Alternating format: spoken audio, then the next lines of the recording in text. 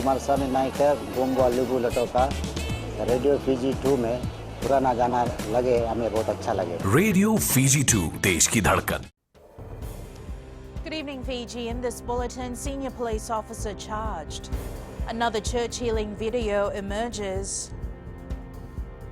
And FMPF announces phase 4 withdrawals. From the studios of FBC Suva, Jackie Smith. A senior police official appeared in the Suva Magistrates Court today facing abuse of office charges. Director of Police Internal Affairs Acting Senior Superintendent Mohammed Talib Khan is charged with 1 count of abuse of office. It is alleged that in April 2017, the acting superintendent of police directed the unlawful arrest and detention of an individual in Suva. It is alleged that this was in abuse of the authority of his office and an arbitrary act.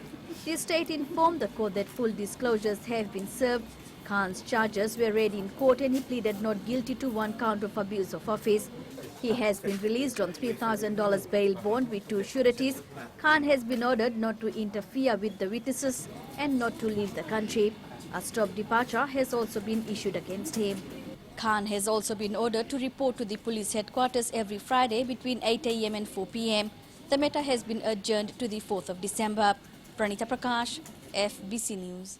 A drastic increase in the poverty rate could occur according to a UN socio-economic impact assessment of Fiji. It's estimated that more than 200,000 people, including children, could fall below the poverty line. Sainiani Boiler reports UN Women, Fiji's Ministry of Women, and the Australian government are trying to address the issue. The assessment indicates that in a worst-case scenario, 110,000 individuals and a further 140,000 children will are at risk of falling into poverty. All of us in this room here today know of families who have lost incomes, lost jobs, and are either on reduced or no incomes. All of us in this room would know people. So with those statistics, and we also know that women and girls are always disproportionately impacted by disasters. Local and international agencies have come up with a program called Strengthening Women's Resilience to Disasters to try and cushion the blow. The program is exciting because it's looking at the whole experience of women and girls' lives with regards to disasters. And it's looking at an out result of building stronger and more resilient communities. Department of Women Principal Research Officer Ameliana Iromba says the program is timely given the current economic situation. I would say that through our discussions today, will provide a way forward and directions, like I mentioned, in designing our Women Resilience Program in Fiji, and also having to map out strategic interventions in promoting and mobilizing women's leadership in building resilience. The program is a lead up to the national consultation proposed next month. Sainiani Mboila, FBC News. As the president of the Methodist Church in Fiji, Reverend Epineri Vakandeovosa, prepares to meet with Reverend Elias Okoroy to discuss the publication of videos of evangelistic healing on social media, a second video has emerged. It purportedly shows a man on a wheelchair walking again after being prayed over during an evangelism session last night. Lena Reese has more.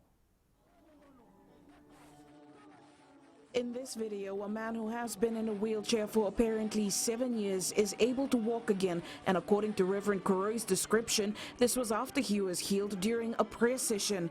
The Fiji Council of Churches says this type of activity happens in all churches but should not be publicized on social media. Yes, a policy would be the right way of doing it because it can cause more damage if it is allowed to carry out to continue. Well, I think it should be private and not to be exposed this way because, not only in the Methodist Church, but it has been going on in other churches. The first video published by Reverend Koroi raised questions about the state of mind of the people being prayed for, but the Methodist Church maintains it was not an exorcism as some have called it, but rather a healing session. Going through a evangelism week, last week and this week as well, and Reverend Koroi has that gift of healing. But we don't see it as exorcism. It's healing. But we are quite sensitive to in regards to what the pictures would depict to the people outside. Meanwhile, the president of the Methodist Church will meet with Reverend Elias Socorro next week. They are expected to release a statement following their meeting. Lena Rees, FBC News. The Fiji National Provident Fund has announced Phase 4 of its COVID-19 relief package. Members who have been unemployed for more than 6 months from 1st October 2017 to 30th September 2019 will be eligible to apply. Kelly Vadala reports that over 32,000 members will qualify for Phase 4, which opens in 11 days. FNPF members applying for Phase 4 must have a minimum of $135 in their general account when they apply for COVID-19 withdrawals. From 1st October 2017 to 30th September 2019, you can come and access these withdrawals, which is the same as the previous that were extended to those before, particularly those in Phase 1. Chief Executive Chachika Roy says there is no government top-up in Phase 4. The amount members can withdraw is between $100 and $1,100, depending on their general account balance. The FNPF has to date paid out $87 million to 113,000 members in Phase 1 and Phase 2. Must stress that the fund is well within financial means to enable these withdrawals to its members. The fund's total assets is in excess of 7 billion, and with cash and deposits in excess of 500 million. General Manager Member Services Alipate Wangerawai stressed the FNPF is still a retirement fund and assistance paid out so far is from members' general account. It's important to come and ask FNPF straight and get your facts straight from the FNPF rather than from any other place. Teams from the Fiji National Provident Fund will be conducting a roadshow from next week to discuss more on Phase 4 and also update their members' contact list. Kelly Vadala, FBC News. The pilot project on the improving of health services by Japan International Cooperation Agency has helped reduce complaints relating to the Vale Health Centre. Health Minister Dr. Ifiremi Wangai-Nambete highlighted that the project has also helped health officials provide the best healthcare services to Fijians. Dr. Wangai-Nambete says the project includes reducing waste to lower costs, improving productivity and quality of services. These are being monitored over a 3-year period ending in 2021. Vale is somewhere that we normally have a lot of complaints. And I've actually seen significant changes that have happened. And I thank JICA and 5S Kaizen, and also thank Vale for the great work that they've done in Vale in making sure that we tell you the right. It is a health center that services 60,000 people in a small, relatively small area, and they do their work really well. Up ahead, oral health survey long overdue. And drivers get billed for damaging state assets.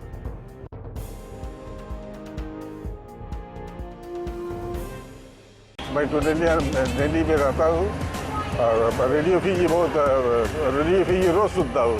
Radio Fiji 2 देश की धड़कन.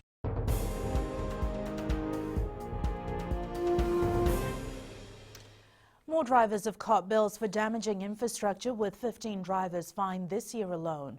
The billing system was introduced in 2018 to stop drivers from damaging Fiji Roads Authority properties, which include traffic and streetlights as well as railings. The FRA has spent millions of dollars improving the infrastructure, and those caught deliberately damaging it are now being penalised. Kritika Kumar reports. The chief executive says out of the 15 perpetrators, 2 have been cleared after paying their penalties. Well, the last one I think we had was about 6 metres long. Damage to the curbing, the landscaping and the fence, that's around about $7,000. But if somebody takes out a set of traffic signals, then that could be a lot more, many, many times more. Moore says those caught damaging infrastructure end up fronting court. 4 are in court, and the remainder we're going through the process with police reports and getting the documentation ready. So if those people settle, there'll be no need for court proceedings. If they don't, then we'll take them to court. The FRE says while it's their duty to improve infrastructure, every citizen must be responsible for taking care of it. The settlement to date is around 6,000 because they were quite small ones. The court cases will be another, I think, around about 15,000, and the outstanding balance, the average is around between $5,000 and $7,000. When we do that and we damage, then it means that we have to pull out money from a project that we're supposed to do in another part of the country. Fix something that could have been not have happened if people just had the common sense. The FRE chief executive says upon identifying the person responsible for the damage, a bill is sent to them to be paid within an allocated time. Kritika Kumar, FBC News. The Fiji Dental Association has called for a national dental and oral health survey. Association President Dr. Vikash Singh confirms Fiji has not had such a survey for the past 16 years. Dr. Singh says they have been liaising with the Ministry of Health on the need to collect data on oral health issues so dental practitioners can recommend the next course of action. He says this should be done as soon as the COVID-19 crisis is over. That's an issue that I've been raising with various authorities for a number of years now. There hasn't been a national oral health survey since 2004. So we really don't have any published data to tell us about the prevalence of oral health conditions. Farmers have been called on to plant more rice as Fiji imports 83% of the staple. Speaking during the Rice Field Day in Waithomba, Nandi, Minister of Agriculture Dr. Mahendra Reddy highlighted that Fiji on average spends $42.6 million per year buying rice from overseas. The move by these farmers in Nandi to start planting rice has come as good news for the Ministry of Agriculture. Fiji was 66% self-sufficient in rice. Now, 16%, 17%. So we have gone down substantially from 66% to 17%. We want to go up, go back there. And I want to go back to 80, 90%. We can do it. Dr. Reddy says sugarcane farmers can even plant rice during the off-season, which will earn them extra cash. Sugarcane farmers can greatly assist us in achieving self-sufficiency by putting small portion of the land. For rice farmers in Waithomba, they say planting rice is easy and convenient. I just went to them, I tell them I'm interested to plant rice, and they just give me the right seeds, and they come, they plow the land, so I just plant rice. We people have decided to plant rice as for our family needs and for the whole nation. It's good that we have the rice farming for our own consumption, and the Ministry of Agriculture, they emphasizing us, giving us a lot of assistance for harvesting. They're giving a seed pedal for the farmers to do the rice farming.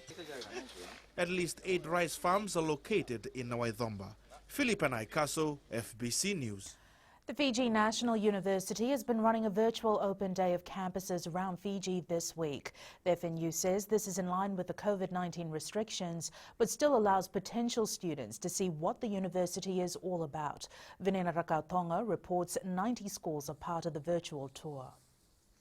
More than 1,000 high school students will now find it easier to make decisions on future studies thanks to FNU's virtual open day. It's very important that information about education is readily available to everyone. So for the virtual open day, anyone can view it globally around the world from the comforts of their home. All they need is a digital device. Marketing and Communications Director Janice Mudlia says they wanted to ensure that all information was accessible to final year high school students despite COVID-19. We've had schools from the maritime areas that have tuned in as well. So that says a lot about our network coverage as well.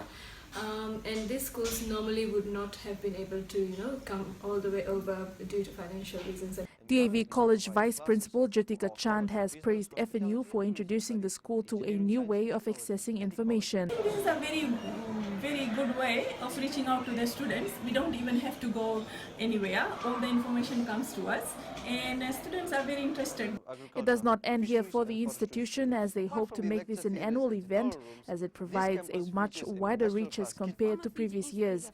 Venina Rakautonga, FBC News. And Whitney joins us now with the latest in business. Thanks, Jackie. In business tonight,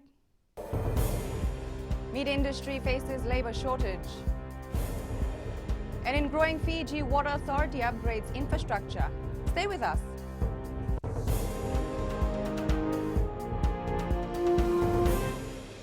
Pula natango aprosra ngarse ngor kraki do talebe on varong na Radio Fiji 1 nandomo ibiti. Radio Fiji 1 nandomo ibiti.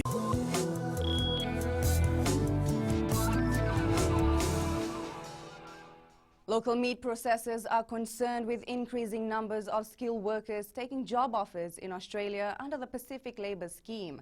Leyland's Meat Limited General Manager Christopher Yee says years of investment in upskilling these workers have gone to waste.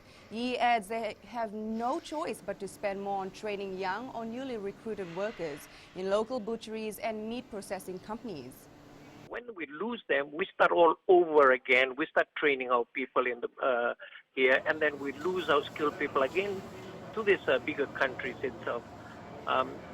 Now, recently, we feel that there's a big loss, especially like from the abattoirs itself has lost a lot of people across to Australia. Yee says the migration of skilled workers has not affected the supply of meat in local supermarkets and butcher shops. Apple made history becoming the first publicly listed U.S. company with a $2 trillion stock market value. The iPhone maker's milestone comes as the S&P 500 and NASDAQ indexes hit all-time highs. We now join Sharon from HFC Bank with the latest from the money market. In the forex market, the US dollar saw some demand earlier. However, the positive mood quickly faded after several US Federal Reserve members indicated additional policy easing. The meeting minutes released today showed Fed officials noted that there had been an increase in uncertainty about the economic outlook since their prior meeting in mid-June. Meanwhile, the Democratic and Republican leaders are hinting that they are looking for a path toward reviving stalled negotiations on the next round of pandemic relief. Any accord is still likely to wait until September, despite the fact that the U.S. economy is limping, along with many businesses still struggling and millions of Americans out of work. And closer to home, Australian stocks dropped 1.04% due to concerns that ties with China will worsen further after a report that Australian regulators will reject acquisitions by a Chinese company. And that's all from HFC Bank for now. Looking at today's local exchange rates as set this morning, the Fiji dollar lost ground against the Chinese yuan and the US greenback and the PNG kina, but rose against the Aussie and Kiwi dollars as well as the euro and the Japanese yen. Looking at commodities, crude oil prices remain much the same, just above $42 per barrel. Gold dropped over $40 to close at $1,951 per ounce, and silver closed down at $27.15 an ounce.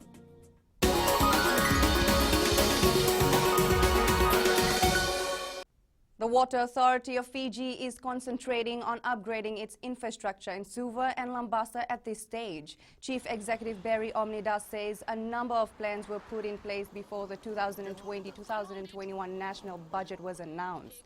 He says this was done in expectation of funding in the new budget. The authority has been allocated $195.4 million to continue its capital projects. Omnidas says repairs have begun and they're making good progress. There is more demand, that's correct. Certainly in the Nasori-Suva area, there's over 400,000 growing people, and that's a lot of people with the services and the existing infrastructure we have. So we're focusing on trying to reduce the occasions of water cuts or water breaks as much as we possibly can.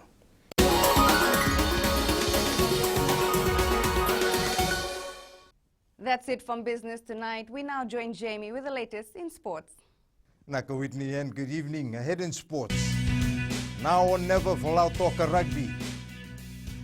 And BOG champions after futsal title. This and more coming up.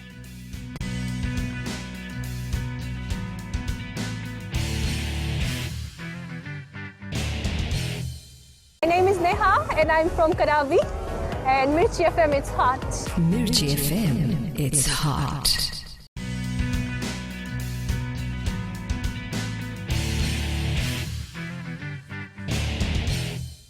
The Lautoka Rugby team has no qualms taking on the underdogs tag going into their Fairbrother Challenge against Namosi on Saturday at the NZ Stadium in Suva.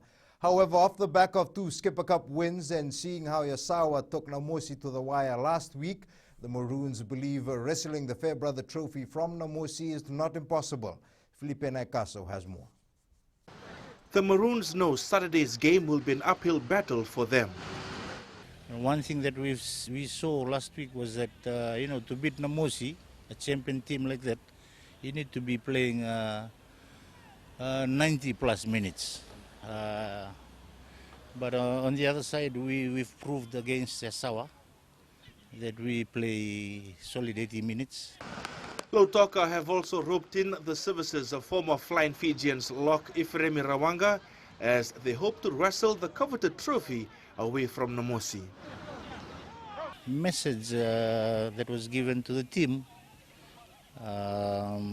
focus till the end, and whatever the game plan has been given by the coach, they don't deviate from whatever the game plan is. Meanwhile, the Fairbrother and Skipper Cup games have also been a platform for Sevens coach Gareth Baber to look at players that could fit the Sevens program. Obviously, the skipper is providing opportunity to see a lot of other players. There's a need, certainly from a contractual position, to look at players that potentially would take us through to an Olympics as well. So that's what we're going through at the moment. Lautoka will take on Namosi at the ANZ Stadium in Suva on Saturday at 3 p.m. and the match will air live on FBC Sports on the Walisi platform. Felipe Naikaso, FBC Sports. Flying Fijians prop Manasa Saulo will make his return to the Skipper Cup competition after 6 years. The 31-year-old has been named in the starting lineup for Suva ahead of tomorrow's clash against Naitasiri.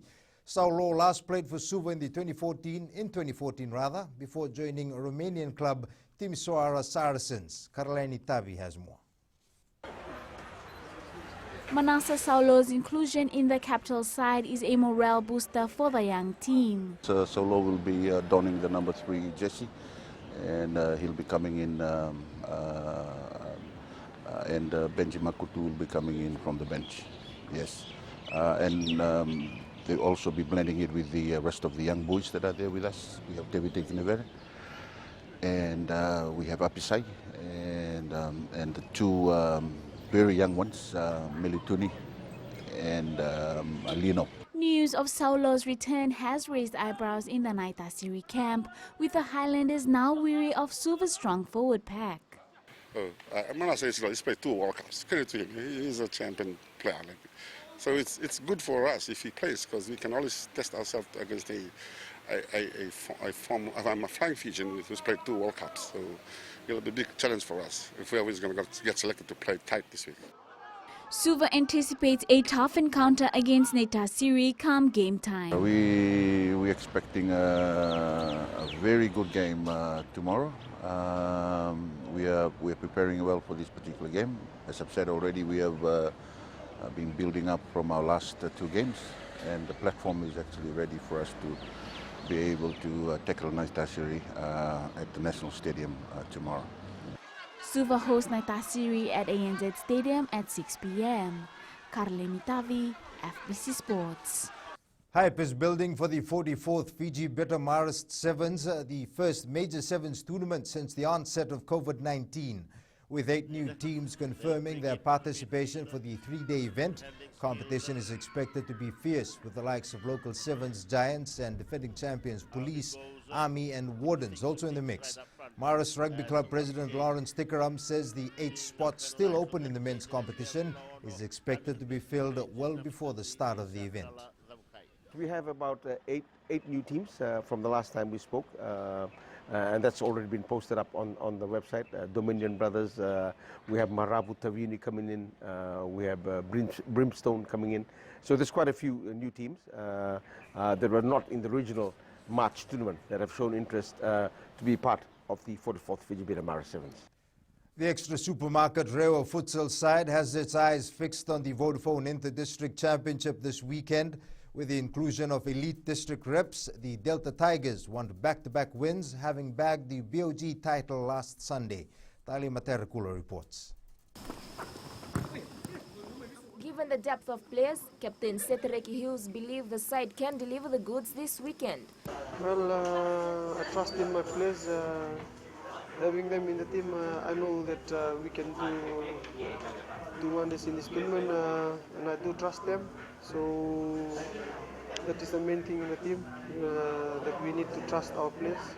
After losing to Nandi in the 2018 semi-final, the Delta Tigers are wary of what the Jet Setters will bring to the court. So I know they have a good team, but we'll try to take each game as like a final. So we'll give our best and make sure to come out in the tournament with that winning mentality again. Most teams are laced with district reps, and defending champion Suva knows that it will have a tough time keeping its hands on the futsal IDC trophy. Since Fiji football has introduced futsal around the country, the Western teams are playing futsal on a regular basis. So is the Northern teams. So we expect a really tough battle come this tournament. Rewa takes on Tavu in its first full match on Friday at 3:15 p.m, followed by Suva meeting Lautoka at 4:30 p.m. at the FMF gym in Suva. Kali Materakula, FBC Sports. A new volleyball court in Nakasi is set to boost the development of grassroots volleyball. Fiji Volleyball Federation President Linganguki Suva says even the national teams will benefit from the initiative of the Fijian and Chinese governments. Aquila Dhama with the details.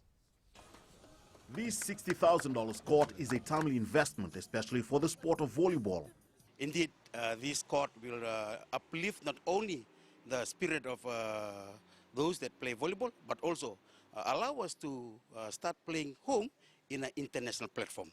Preparing a national team is costly. However, Fiji Volleyball will use this new facility in the future. So these are platforms that not only ease the cost of preparing national players, it also gives us an opportunity to have an effective and maximize in terms of participation for those that are willing to be part of the national team. Most of our national reps live within the Lami-Nausori corridor, and the government hopes many more players will be discovered soon. This new sports facility will have a great positive impact on this community of Nakasi, as it will promote health and well-being for the community and also identify some talents in the community that will in future be representing Fiji in sports. Meanwhile, the new Fiji volleyball season will start in October until June 2021 with 8 tournaments lined up for the calendar year. Aquila Dhama, FBC Sports.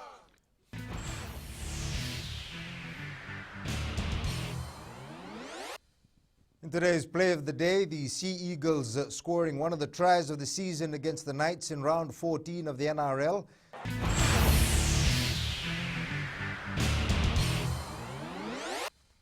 That's it from Sports Tonight. Coming up in new media, a look at the companies in the race to take over TikTok's U.S. operations. Find out more after the break.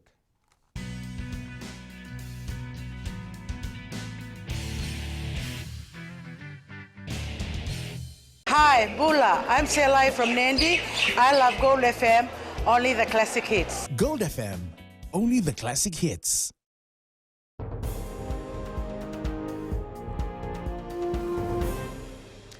US President Donald Trump has said tech giant Oracle would be a great company to take over TikTok's US operations.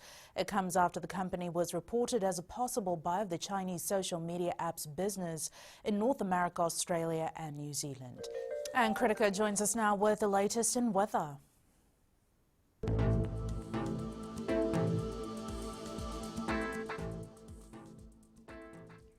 Taking a look at the weather, there's a low-pressure trough hanging around and it brought cloudy skies and scattered showers to much of Fiji today. In the west, they had some cloudiness and light drizzle, but really not much rain at all.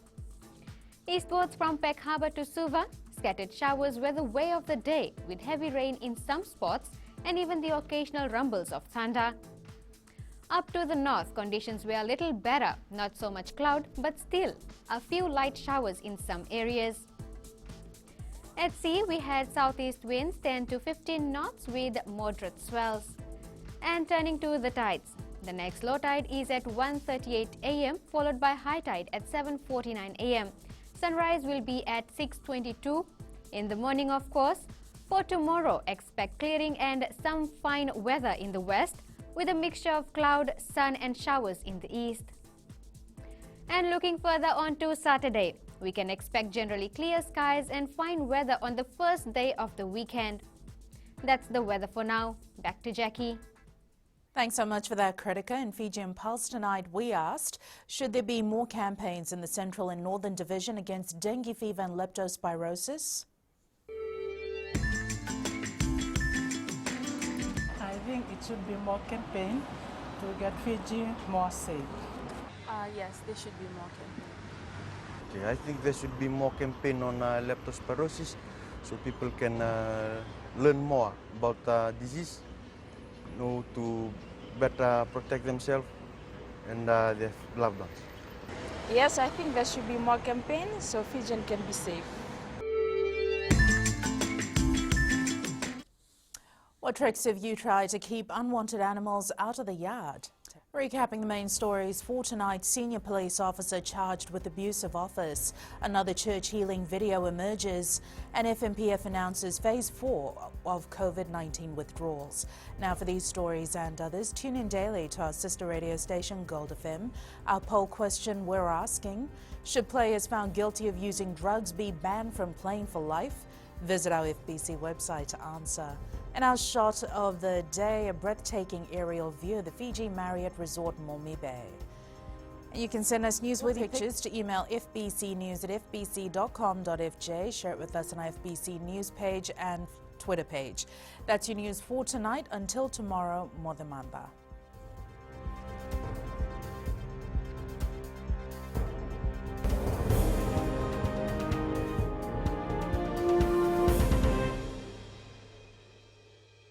Bola FM, number 2 NSR. Bola FM, number 2 NSR.